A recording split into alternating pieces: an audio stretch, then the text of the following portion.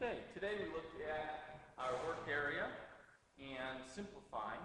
So we started off by pulling in a bunch of blocks into our work area.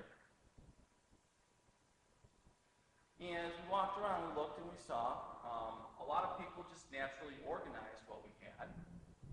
Okay. Let's take a look at these blocks. So we had an x squared block, we had a 5, we had an x, another x squared, another x, another x squared.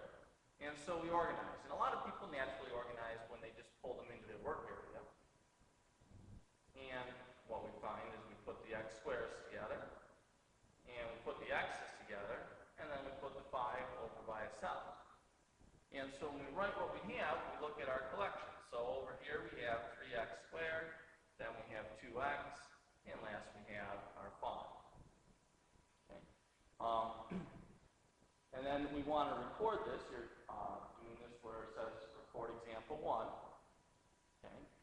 And I'm going to show you what it should look like when we draw it on our paper. Okay.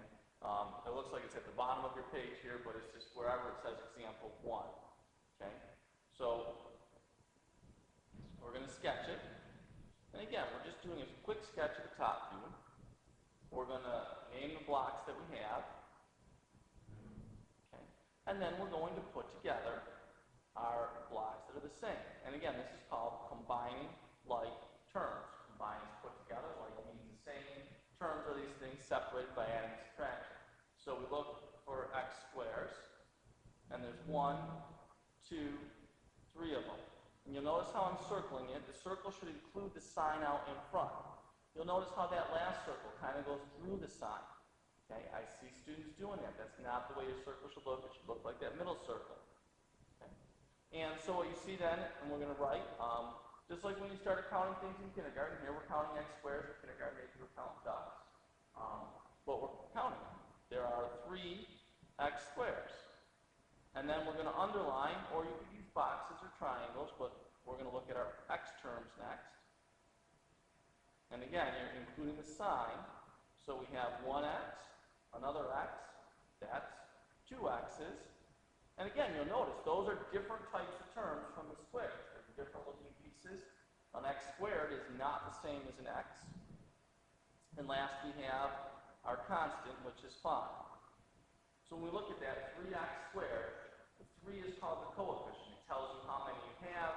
The x squared is what you have. Then the next thing we have 2 x's. 2 is the coefficient. How many we have? X's is what we have. And then at the end, you see we have positive 5. Okay. The next problem we looked at was worked out on your paper. And you'll see the pieces that we were putting in our work area was a 5y, a 25, a 5y, and a 5. And we organized them. So we put the 5y's together. And then we put our constants all together. Constants are like terms. And you'll see we have 2 5y's. Okay? And a better way to talk about 2 5y's is to say 10y. And then we have 30 single cubes. Again, they're linked together for ease of movement. So you don't have to pull out every individual one. But when we say that's 10y's, it really is. Those 2 5y's, it would be like pulling 10 individual y pieces out.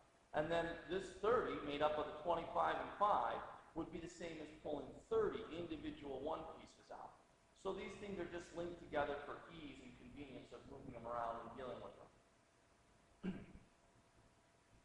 And you should sketch this one down underneath that example. This is example 2.